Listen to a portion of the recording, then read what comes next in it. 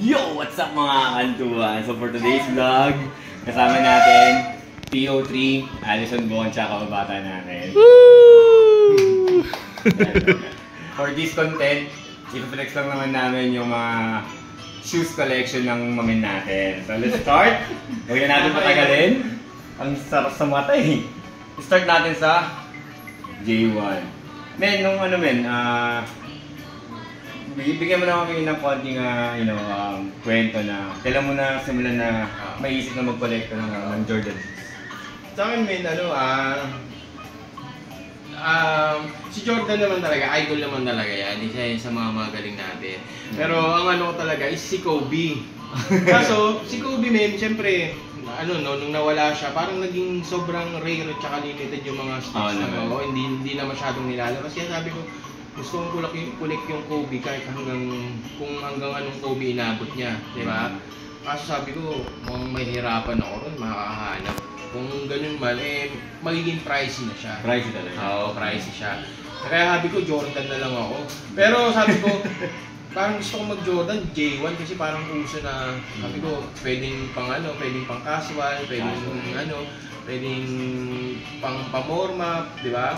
Tsaka yung style niya, kahit mga J1, hindi siya naluluma, di ba? Retro siya, pero pag nakita mo yung ayos to, naka-J1. Magandang tingnan sa mata ng J1. Ito yung unang Jordan, J1. Naghanap, ano pa to, tagal ko itong hinanap. In-order ko to sa Foot Locker, kaso wala na siyang size.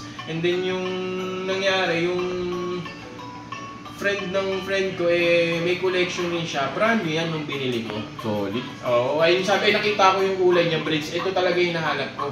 Kasi meron mga Jordan 1 na ganyan, na Chicago, gano'n. Tapos, yung off-white, may mga white. Gusto ko talaga, black and red talaga. Kaya, ito lang nakita ko, kinuha ko na agad. Tapos, ito ko, ayos to may Jordan 1 na ako, gano'n. Ano kaya yung susunod? Jordan. Kasi na nagsimula, no? Men.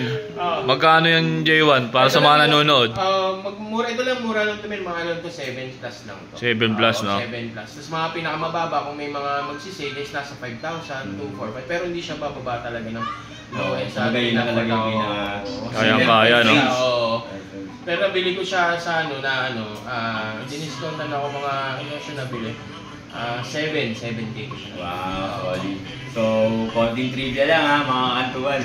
Itong J1 brand nga pala, ito yung na-band na sapatos ng NBA way back 1984-85. Gawa nga kasi wala siya, or black lang siya tsaka red. Konti lang yung kulay. Kailangan dapat may mga Hindi, kasi yung NBA dati, nakasunod sa uniform. Yes. So, may trivia na tayo. Thank you sa J1. Next natin. Yes. Itong J2 yan. Yun, Jordan 2. Men, kwento mo kami rito sa J2, men. Ito, ano bang naulan? Kasi nung nag-J1 ako, bumili ako nito J12. Gusto kasi mga red. Ito una ko J1 tsaka 12. Sabi ko, lumagpas na agad gano'n. Sabi ko, saan ko sisimulan ulit? Bumalik ka ulit. Sabi ko, saan ko sisimulan? Sabi ko, sa pababa o pataas, sabi ko. Itong Jordan 2 ko na to, medyo late ko na to nabili kasi nagsimula talaga ako upper talaga, 12, 11, 13 yan. Most known, no? Itong J2 naman kasi, sinerch ko itong J2. Pagkas ng Jordan 1, ito na, J2. Nung pagkalabas ng J2, parang si Jordan na sa design niya. Grabe, ang pangit. Saka ito yata yung panahon na napilay na siya. Napilay siya. Ang bulky raw ng swelas, ang taas, tapilok siya. Sabi ni Jordan, ang pangit naman ng design ko ni Jordan. Totoo kami yan. Parang ganito na yung nag-aalangan na si Jordan na mag-separate sila ng Nike. Kasi version ng Adidas. Parang ayoko tong sapatos yung ginawa. Kaya ginawa ng Nike, ginawan agad siya ng Jordan 3. Doon yung mabilis na yung ng Jordan 2, tapos biglang nag-Jordan 3 agad. Pero wala na siyang push, no? Wala na siyang push, no? Nike. Ballwing na lang. Ito yung una talagang ay, yung logo talaga. Itong una talaga. Ballwing talaga. Air Jordan. Pero tol sa ito ang in-improve ng Jordan o sa Jordan. Di ba, nipis na ito? Oo. Gusto itong kapalo. Oo, Parang totoo masakit. Ito ang sakit dito sa may bandang hangkin mo. Ito, ang kapalo. Oo. Oo. Naging komportable si Jordan Rino. Kaso ang tambok, mataas yung swelas niya. Dito nagre-reklamo na si Jordan. Yun. Kaya sabi niya, bakit niya? Sabi, designan niyo ako agad. Kaya di rin siya masyadong mainit, Oo, no? tsaka sa Jordan 2, hindi masyado itong Jordan 2. Oo, Hindi masyado siya, hindi yan oo, hindi siya masyado. Pero good stuff. Pero magkano yung presyo niyan, men? Yun, Pero mahal yun. to. Parang ganito rin sa, sa J1. hindi, mas mataas to. Kasi ang Jordan 2, parang nag-range rin to ng mga 10. Pero nabili ko to, mga sale na, mga 6,000 lang. Ganun lang, mga 6,000 lang. Kasi, Tignan mo naman, nakasave na 6,000. Parang Boston Celtics pa yung itsura, no? Lucky Green ang tawag dyan. Lucky Green. Oo. J2 Lucky Green. Lucky Green. So, switch tayo. Ito naman, ito yung tinatawag na celebrity shoes. Yan, maganda. Celebrity shoes, lahat ng artista, Hollywood, ito sinusuot. J3. Kwentuhan mo kami nito, men. Medyo sa J3, kakarating lang nito kahapon. Kakarating lang pala. Sabi ko, 1-2 lang ako, kaya sabi ko J3 mo, pag J3 mo na ako magsimula ulit ako sa pababa. Itong J3 pala, ang design nito is elephant. Parang elephant skin siya. Elephant. Yan, elephant skin. Diyan nagsimula yun, no? Elephant. Lahat mostly ng mga J3 is elephant skin, and then dito na lang siya iniba sa upper leather, and then sa baba dito sa sole. Tsaka may Air Max siya. May Air Max yun, no? Di ba usually pag J3 at tawag dyan, tawag na ito, buhok sa elephant, cement, di ba? Oo, cement. Ang cement naman, men, is yung yung ginamit ni Jordan. Ay, hindi, yung ginamit ni Jordan nung Slam dunk. Yung slam dunk. Slam dunk. Oo, black cement ang gamit niya ron, Yun, ni cement. Jordan. Oo, pero hindi talaga mawawala itong mga elephant leather na tinatawag. Yun. Dito na medyo nag-improve yung design ni Nike. Si Tinker Hatfield. Oo. Hindi, hanggang dito, iba men eh. Iba pa yan. Oo. Collaboration pa lang ito ng ano. Oo. Tsaka may rito, may kasama si Jordan dyan nung ano.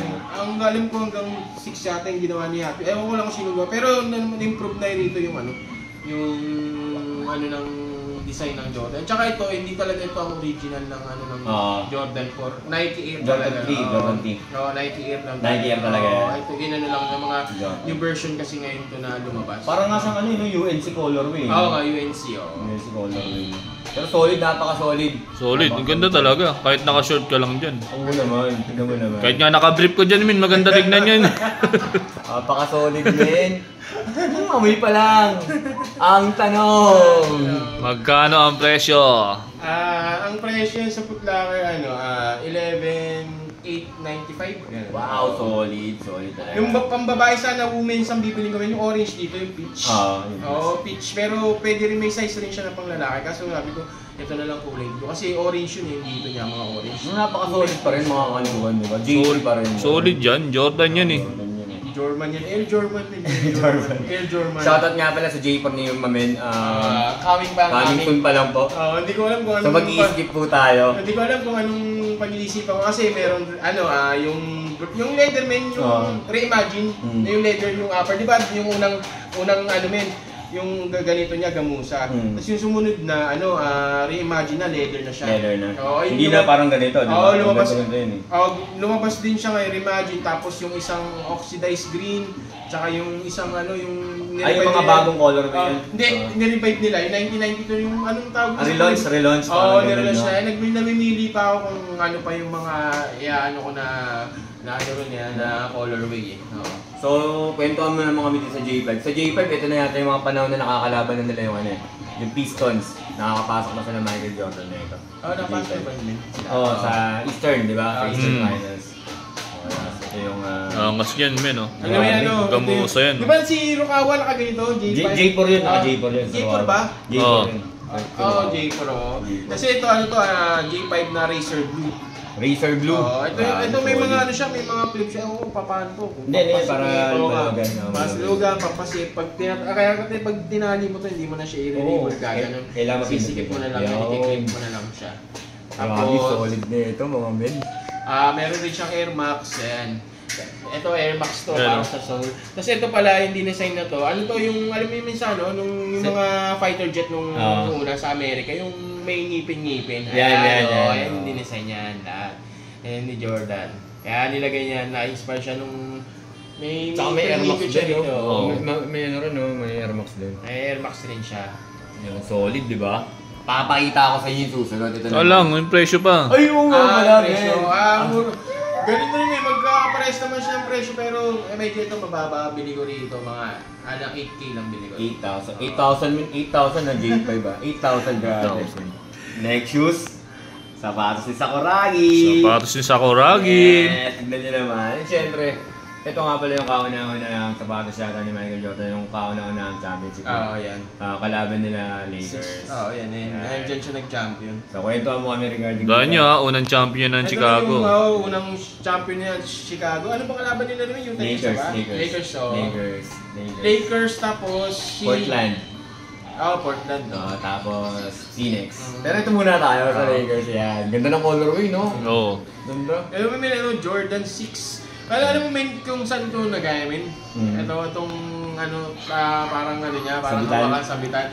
Ano to, sa Porsche ni Jordan. Porsche. Oo, kaya yung Porsche ni Jordan, mismo na ganito, yung spoiler.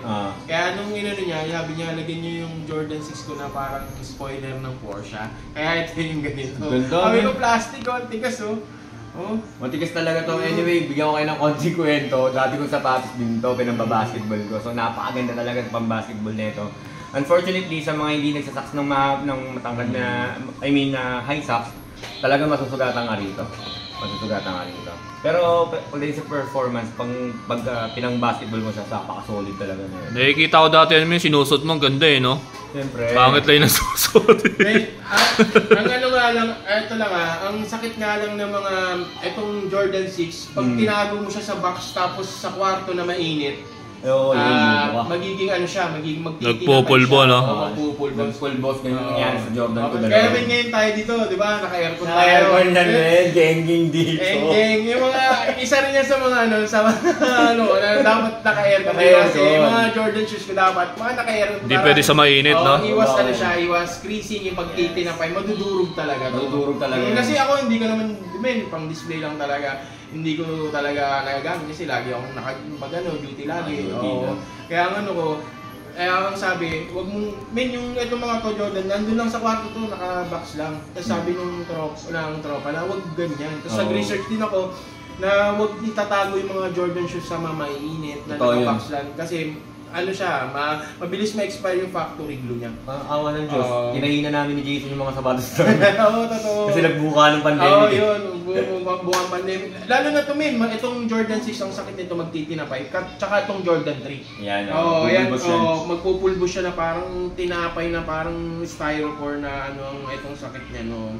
Kaya pag nangyari yun, buo pa tong upper niya, tapos ito, sira na. Pag ni-resolve ka talaga, gagastos ka nga. Masakit nun, parang bumili na pa. Oo, gano'n, mga 3, pag sa mga nagre-repair, tsaka sa mga 3,500 to 4,000, tapos mag-aantay ka pa kasi orderin pa yung mga... Ang tanong. Magkano ang presyo? Ang tanong, magkano to?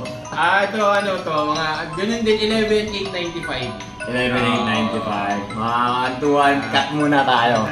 Grabe.